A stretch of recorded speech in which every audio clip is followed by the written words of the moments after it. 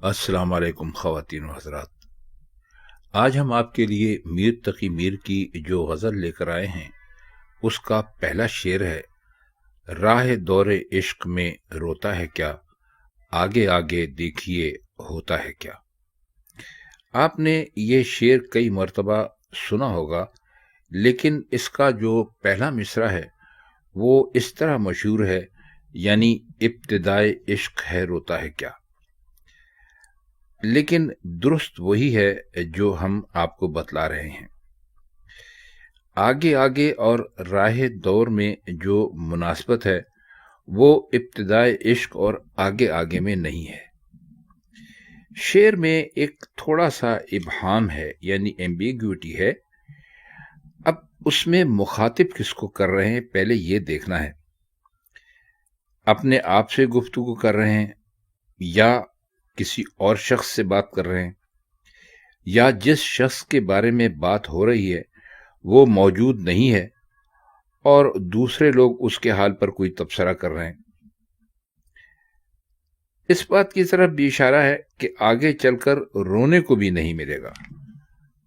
شعر خوب کہا ہے اور اس میں کوئی خاص مشکل بات ہے نہیں، سوائے اس کے کہ ایک عاشق کو ایک طرح سے تنبیہ کی جا رہی ہے کہ بھائی یہ عشق کا دور ہے، عشق کا معاملہ ہے، اور ابھی ابھی یہ شروع ہی ہوا ہے، اور اس میں آگے چل کر تمہارے ساتھ کیا ہونا ہے اس کا ابھی تمہیں اندازہ نہیں ہے۔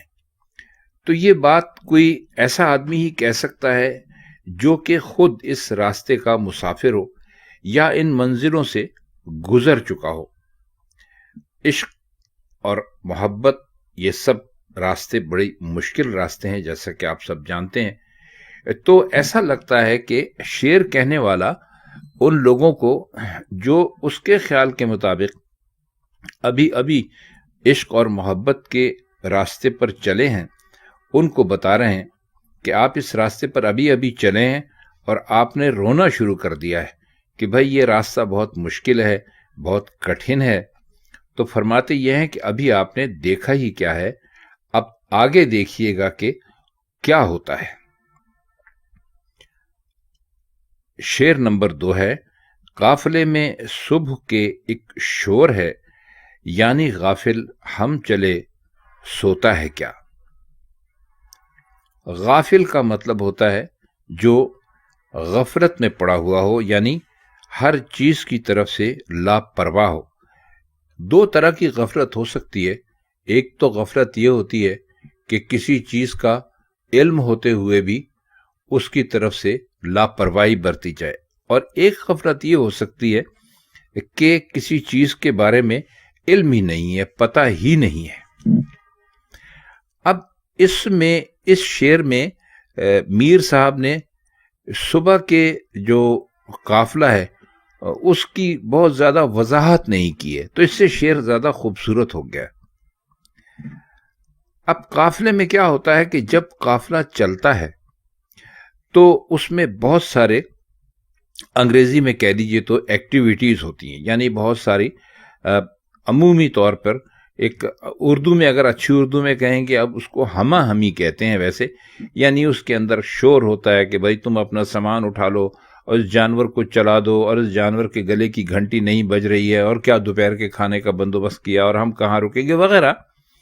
چونکہ اب ایسے قافلے بنتے نہیں ہیں، چلتے نہیں ہیں، تو اس لیے آپ کو اس کا اندازہ نہیں ہو سکتا، اور ہمیں بھی نہیں ہو سکتا۔ ظاہر ہے ہمارے اور آپ کے ہوش میں آنے سے پہلے یہ قافلوں والا سارا سلسلہ ختم ہو گیا تھا۔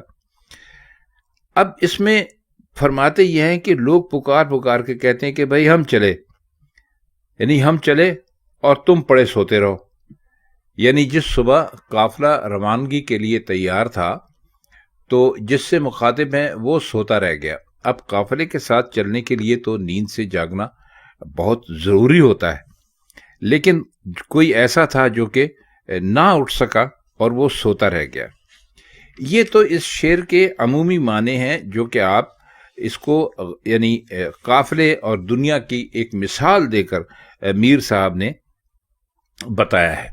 لیکن دراصل وہ یہ کہتے ہیں کہ جو اس دنیا میں آتا ہے اس کو اس دنیا سے جانا ہوتا ہے، اور جب جانا ہوتا ہے تو وہی کامیاب رہتا ہے جو کہ اپنے وقت کا درست استعمال کرتا ہے، یعنی غفلت میں نہیں پڑا رہتا، آگے کی کچھ تیاری کرتا ہے۔ تو کہتے ہیں کہ ہر جانے والا آپ کو یہ پیغام دے کر جاتا ہے کہ بھائی ہماری زندگی ختم ہو گئی، ہم تو اب جا رہے ہیں، لیکن خدا را تم ہماری طرح غفلت میں مت پڑے رہنا، ورنہ یہ قافلہ تم اس قافلے سے رہ جاؤ گے۔ اب قافلہ کون سا؟ کامیابی کا قافلہ، کامرانی کا قافلہ، یعنی آخرت میں دنیا سے جانے کے بعد انسان کو جو کچھ ملنے والا ہے اس سے بھی تم محروم رہ جاؤ گے۔ تو شعر اس معنوں میں بہت اچھا ہے، اور اس میں جو ہے کہ صبح کے قافلے میں صبح کے ایک شور ہے۔ صبح کا اس لیے استعمال کیا گیا لفظ کے قافلے جب کہیں کے لیے روانہ ہوتے تھے تو وہ ایک صبح کا وقت اس کے لیے اس کا تعین کیا جاتا تھا، صبح کے وقت وہ روانہ ہوتے تھے، اس لیے انہوں نے کہا۔ لیکن یہاں جو قافلے میں صبح کے ایک شور ہے، اس سے انہوں نے یہ بتایا ہے کہ دنیا کا ایک قافلہ ہے جو چلا جا رہا ہے انسانوں کا، کہاں سے آتے ہیں کہاں چلا جاتے ہیں یہ اللہ ہی بہتر جانتا ہے۔ اس میں ایک شور مچا ہوا ہے کہ بھائی دیکھو ہم چل دیے، ہمارا بھی یہی خیال تھا کہ کبھی دنیا اور کبھی زندگی ختم نہیں ہوگی، اور تم پڑے سو رہے ہو تو تم بھی ذرا نیند سے ہوشیار ہو جاؤ۔ شعر نمبر 3 ہے، سبز ہوتی ہی نہیں یہ سرزمی، تخم خواہش دل میں تو بوتا ہے کیا۔ سبز ہوتی ہی نہیں کا مطلب ہے کہ اس پر بہار نہیں آتی، اور تخم کہتے ہیں بیج کو، تخم خواہش یعنی خواہش کا بیج۔ باقی اس شعر میں کوئی لفظ مشکل ہے نہیں۔ اب اس میں کیا خوبصورت بات ہے، شعر میں جو انہوں نے کہا ہے سبز ہوتی ہی نہیں، اس میں ماضی بھی ہے یعنی پاسٹ، اور حال بھی ہے یعنی پریزنٹ، اور مستقبل بھی ہے یعنی فیوچر، اور جو ایک لفظ دل دوسرے مصرے میں رکھا ہے، تو ابہام کی وجہ سے یعنی اس ایمبیگوٹی کی وجہ سے مصرے میں ایک تھوڑا سا ایک ڈرامہ سا پیدا ہو گیا ہے، یعنی یہ توقع دوسرے مصرے میں دل کے لفظ سے پوری ہوتی ہے، یعنی وہ سرزمین جو کبھی سرسب نہیں ہوگی، کون سی ہے؟ ہمارا دل ہے۔ اب اس میں بھی آپ یہ دیکھیے کہ ان کا مخاطب کون ہے، اپنے آپ سے بات کر رہے ہیں یا کسی اور سے بات کر رہے ہیں، مثلا ہم ہی جو انہوں نے استعمال کیا ہے، یا ساری دنیا سے بات کر رہے ہیں۔ تو کہتے یہ ہیں کہ جو ہمارا جو دل ہے وہ ہم نے ہر طرح سے دیکھ لیا، وہ ایک ایسی سرزمین ہے کہ جس میں کوئی بھی خواہش پیدا ہو، کسی بھی خواہش کا بیج لگے، وہ کبھی بھی وہاں پر بارآور نہیں ہوتا، یعنی وہ کہیں پر بھی پھل نہیں دیتا، پھوٹتا نہیں ہے۔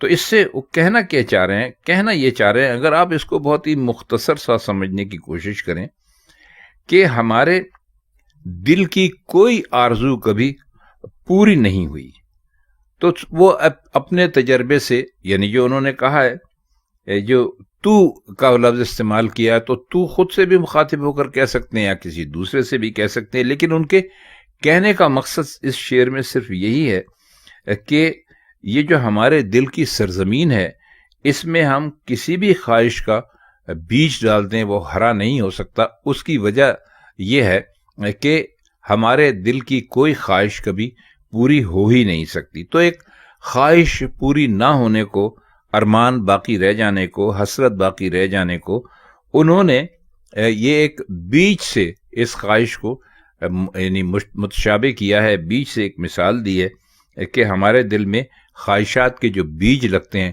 وہ کبھی پھوٹ نہیں سکتے، اور اگر بیج پھوٹیں تو ہماری خواہشیں پوری ہو جائیں گی، لیکن ایسا ہوتا دکھائی دیتا نہیں۔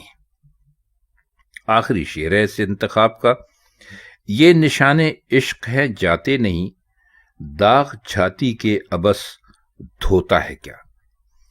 ابس کا مطلب ہوتا ہے بیکار میں، ایک ایسا کام یعنی جو کیا جائے جس کا کوئی فائدہ نہ ہو، اس کو عبث کہتے ہیں۔ اب اس میں شعر ویسے اگر آپ یہ دیکھیں جو اشارہ کیا ہے، اس سے خوبصورتی تو اس میں بہت ہے، زور بیان بھی بہت ہے۔ اب یہ تو ظاہر ہے کہ سینے کے جو داغ ہیں وہ عشق کے نشان ہیں، یا داغ ان زخموں کے ہیں جو معشوق نے لگائے ہیں، یا ان پتھروں کے ہیں جو بچوں نے پھینکے ہیں، یا ان آنسوؤں کے ہیں، ان خونی آنسوؤں کے ہیں جو آنکھ سے ٹپکے ہیں۔ تو ظاہر ہے کہ ایسے داغوں کو تو دھویا نہیں جا سکتا۔ یعنی یہ تو کوئی بات نہ ہوئی کہ پہلے تو کوئی شخص سینے پر داغ کھائے پھر ان کو دھونے بیٹھے۔ تو جو دوسرے مصرے میں داغ کو دھونے کا استعمال کیا گیا ہے، اس سے دراصل مراد ان کی آنسو ہے یا اشک باری ہے۔